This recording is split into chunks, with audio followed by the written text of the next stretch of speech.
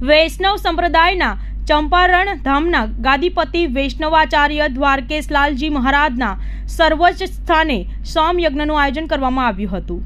સમગ્ર કાર્યક્રમમાં મનોરથી કોલડિયા પરિવાર, પાંચાણી પરિવાર, સવાણી પરિવાર છે। ત્યારે સમગ્ર કાર્યક્રમની શરૂઆતમાં 17મીએ શોભાયાત્રા નીકળશે।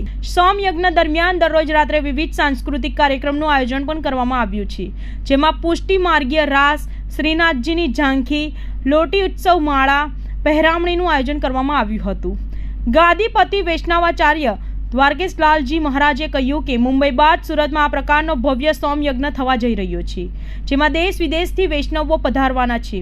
ત્યારે આ ધાર્મિક કાર્યક્રમમાં સામાજિક કાર્યોની પણ આહલેખ જગાવવામાં આવશે, જેમાં રક્તદાન, મેડિકલ ચેકઅપ, નાડીવેદ તપાસ, વૃક્ષારોપણ, વ્યસન મુક્તિ, ગોકુશી, ગ્રામ સંવર્ધન જેવા કાર્યક્રમો થશે।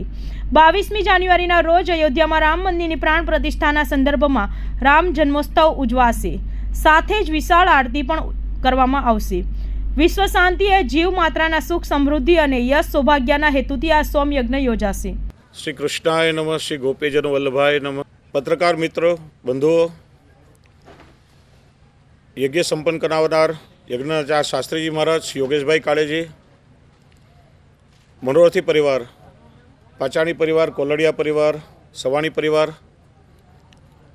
મારા વલ્લભ પુષ્ટિ પરિવારના મારા સ્વજનો, આત્મીયજનો, કાર્યકર્તાઓ, સ્વયંસેવકો, વોલેન્ટિયર્સ આપ સૌ, ખૂબ આનંદનો અવસર છે કે તારીખ 18થી 23 સુધી સુરતનું આ વરાછારડનું આ વિસ્તાર, ગોપીન ગામ આખા બ્રહ્માંડનું કેન્દ્ર બનવા જઈ રહ્યું છે, એક અલૌકિક યજ્ઞીય સ્થાન બનવા જઈ રહ્યું છે।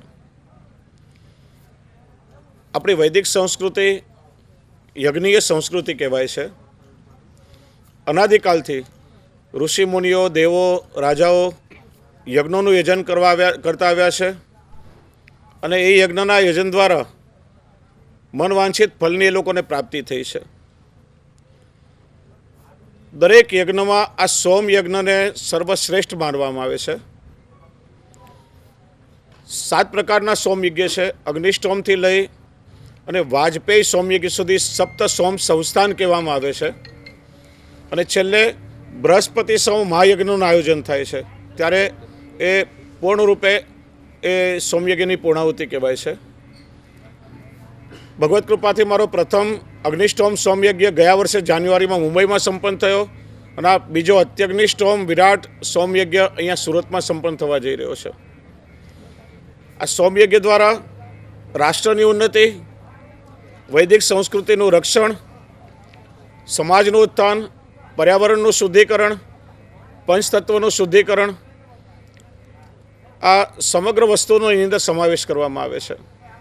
ગીતાજીમાં ભગવાને સ્પષ્ટ કહ્યું છે, યજ્ઞાત ભવતી પર્જન્ય પર્જનાત અન્ય સંભવ। યજ્ઞથી જ વૃષ્ટિ થાય છે અને એનાથી જ સમગ્ર વિશ્વ માટે અન્ન ઉત્પન્ન થાય છે।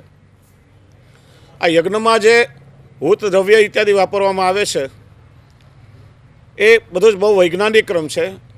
આ યજ્ઞના ધુવાડાથી પર્યાવરણમાં રહેલા તમામ પ્રકારના રોગના વિષાણુઓ, જીવાણુઓ, બેક્ટેરિયાઓનો નાશ થાય છે અને માનવજાત માટે હિતકારક એક એવું પોઝિટિવ વાઇબ્રેશન બધાને મળે છે।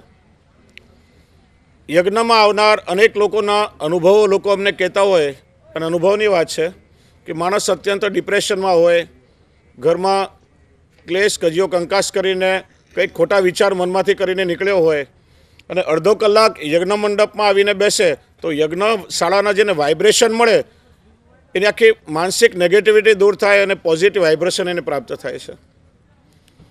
પંચતત્વનું શુદ્ધિકરણ પણ આ યજ્ઞ દ્વારા થાય છે અને શાસ્ત્ર કહે છે કે આ સોમયજ્ઞનો ધુવાડો જ્યાં સુધી પહોંચે ત્યાં સુધી પેલું ભૂમિપૂજન કે ઇત્યાદિ કરવાની પણ આવશ્યકતા રહેતી નથી। સમગ્ર ભૂમિ પરિશુદ્ધ બની જાય છે અને આખું વાયુમંડળ અને વાતાવરણ પરિશુદ્ધ બને છે।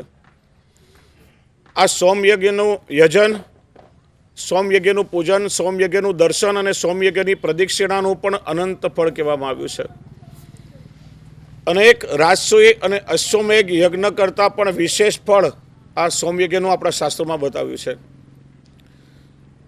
ભગવાને પોતે આજ્ઞા કરી છે ગીતામાં કે સોમ એ મારું પોતાનું સ્વરૂપ છે અને આવતીકાલે જે સોમ રાજાની પધરામણી થશે, સોમવલ્લી સાથે વિરાટ ભવ્ય શોભાયાત્રા નીકળશે, અને સોમરાજાની પધરામણી યજ્ઞ મંડપમાં થશે એ સાક્ષાત એ સોમવલ્લીને ભગવાન શ્રી કૃષ્ણનું સ્વરૂપ માનવામાં આવ્યું છે.